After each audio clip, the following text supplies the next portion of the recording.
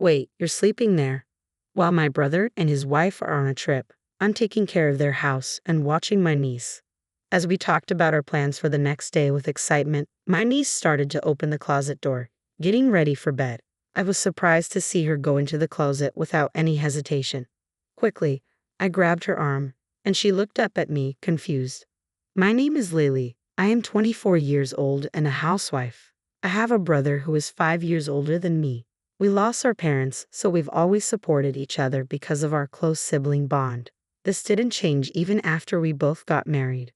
We still have a close family relationship. My husband's parents are nice, but they live far away, so it's not easy to ask for their help. My brother and his wife had a quick wedding, but after a fight with her parents, they became distant from them. With no neighbors to rely on, we found comfort in supporting each other. Both our families were blessed with daughters. After my niece was born, I had my daughter Alice, and the girls grew up as close as real sisters. When my niece Emily was about to turn 10, my brother told me about their upcoming 10th wedding anniversary trip.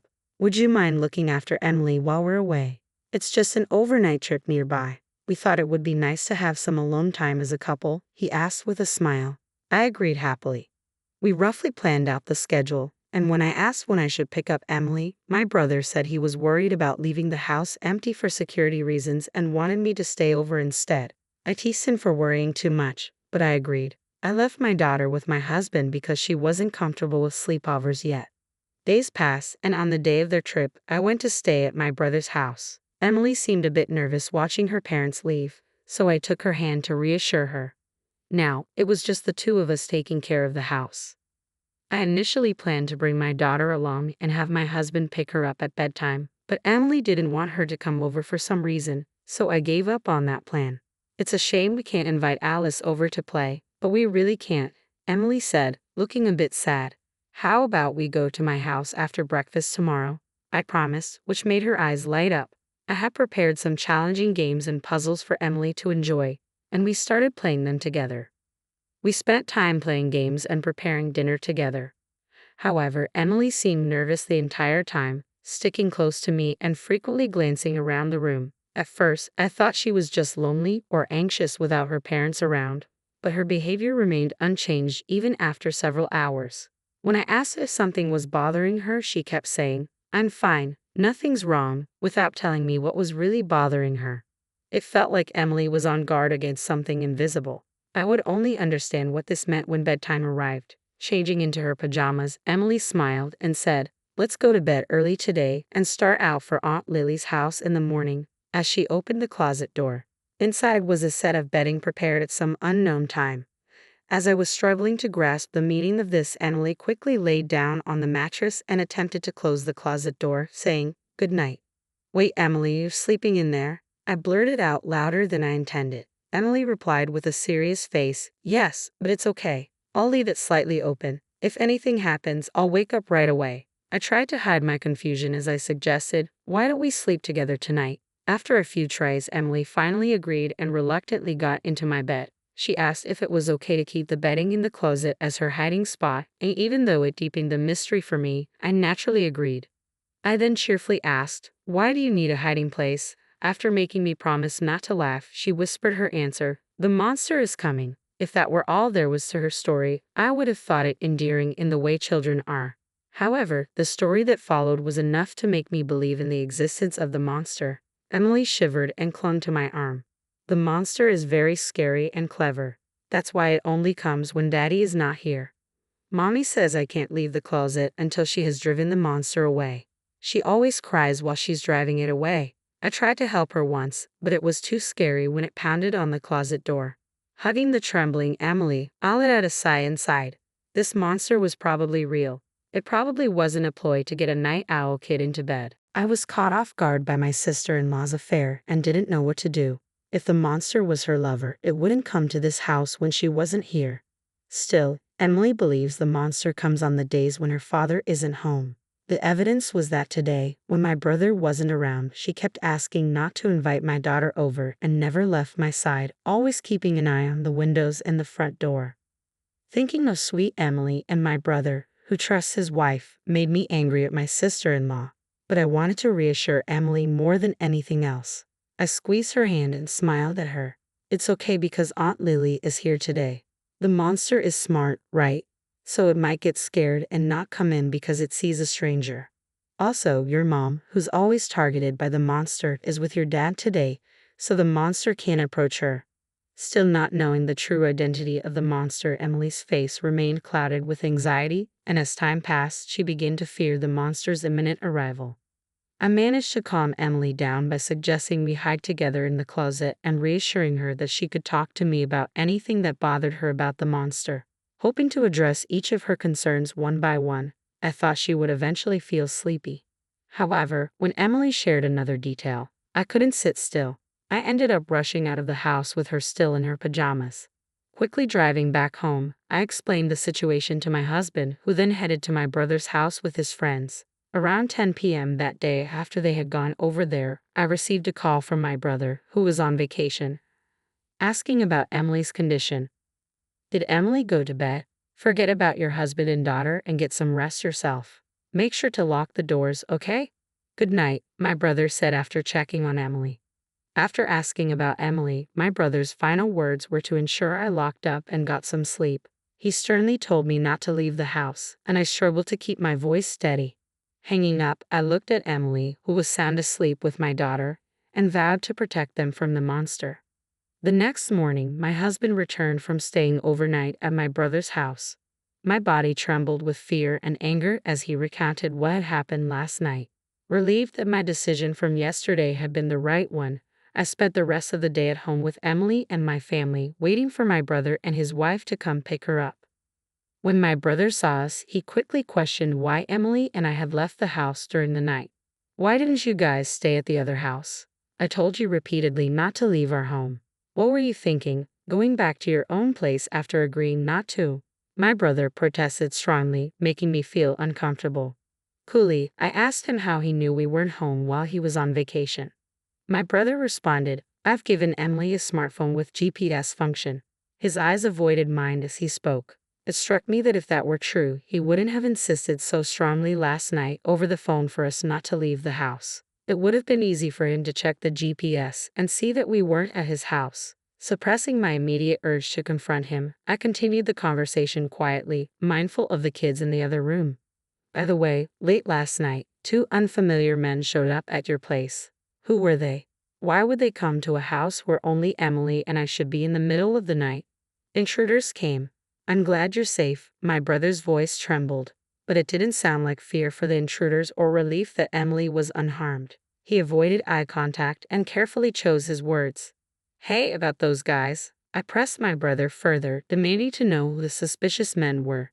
But my sister-in-law abruptly interrupted, loudly calling Emily over, insisting they leave.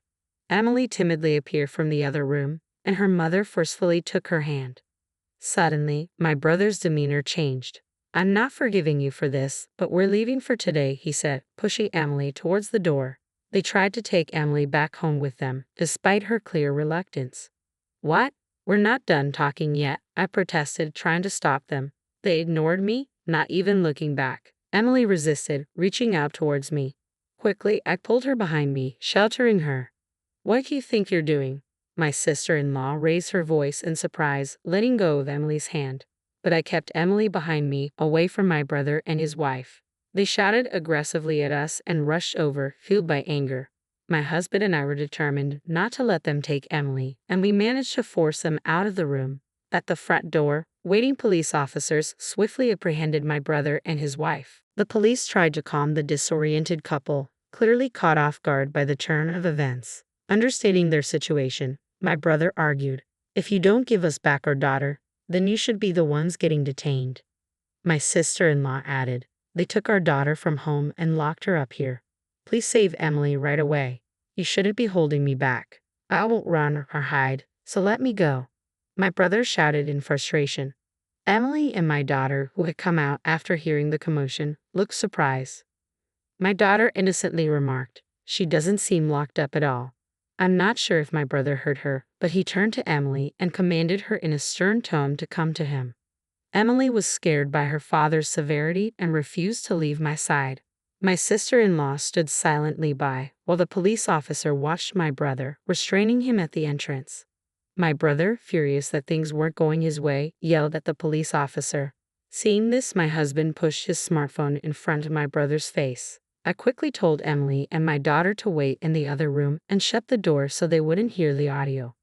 After ensuring they were out of earshot, my husband played a video he had recorded at my brother's house the previous night. He didn't say a word. The video showed a key turning in the lock and two men quietly entering the house. They seemed cheerful, greeting each other and mentioning my brother's name. Didn't know we had company, one of them said. How much did you pay? He told me it was a 30% discount because she's his sister. Another smirked, glancing towards my husband and his friends. When my husband's friend evaded their questions, one of the men boasted about their close friendship with my brother and his wife, hinting at receiving a larger discount and even mentioning a specific amount. We're lucky we get to play with the kids today. One of them laughed with a grotesque tone that sent shivers down my spine. Although I couldn't see the screen, the audio alone was chilling enough. My husband's friend then started questioning the men aggressively, asking if they often visited this house and always came together. Realizing something was wrong, the men asked where Emily and I were. My husband, visibly angry, responded that we weren't there. It seemed they finally grasped the seriousness of the situation and quickly fled. Until the very end, they either didn't notice my husband's recording or chose not to acknowledge it. My brother, supposedly their close acquaintance, seemed to see the video for the first time and was visibly shaken. My brother, now pale and desperate, kept repeating, "I didn't know anything. I've been framed." I had initially suspected my sister-in-law as the mastermind, but the video clearly showed my brother's involvement, offering up Emily and me. His protests of ignorance didn't convince anyone. The police took him away, and my sister-in-law pretended not to know what was happening. The police officer, having heard Emily's testimony, asked her to accompany him, as he had many questions to ask her about the incident. Thus, they ended up in custody together. At a later date, the police interrogated my brother and his wife, who eventually confessed to everything and were subsequently arrested. It turned out that my sister-in-law would lure men to their home on nights when my brother worked late shifts, receiving money from them. Recognizing a demand for children among certain groups, she carefully exploited Emily in a way that skirted the law. Emily, unaware and trying to help her bull-eyed mother, was photographed as instructed. These photos seemed innocent, but my sister-in-law developed them and showcased them to potential customers, creating bidding wars as if at an auction. Importantly, she never sold these photos, she only lent them out. As despicable as this was, it initially seemed to have nothing to do with my husband and me. When my brother discovered his wife's illicit activities, instead of condemning her or protecting his daughter, he shockingly began recruiting more men to become customers. More customers meant more revenue. With this simple mindset, my brother decided to involve me in their business, though I would never have agreed if asked directly. To coerce me, he took photos of the situation and threatened to expose me. One day, they carefully chose a time when neighbors wouldn't be around, locked Emily and me in their house, and left town overnight, presumably to create an alibi. What my brother and his wife didn't anticipate was Emily's decision to confide in me about the monsters, which ultimately exposed their sinister activities. That night, upon learning the truth, I asked my husband to document these monsters. Due to their careless leaks of information, the police acted swiftly when we reported them. We also informed Child Protective Services to ensure Emily's safety. When we shared with the police that my brother and his wife had come to our house, they were able to intercept Emily from them. My brother and his wife face serious charges under child welfare laws and laws against child exploitation. Despite being first-time offenders, they couldn't avoid imprisonment, particularly because of the severe nature of the photos taken over several years, which were deemed highly malicious. Learning all this was shocking to me. My brother, who had always been kind and dependable, had transformed into someone I didn't recognize. Until then, we had been helping each other as usual, and the fact that I hadn't noticed this dark side terrifies me. In any case, I want them to face the consequences of their actions. Following the arrests of my brother and his wife, the individuals known as the monsters were also questioned by the police. They claimed innocence, arguing that their plans hadn't succeeded, so they weren't guilty.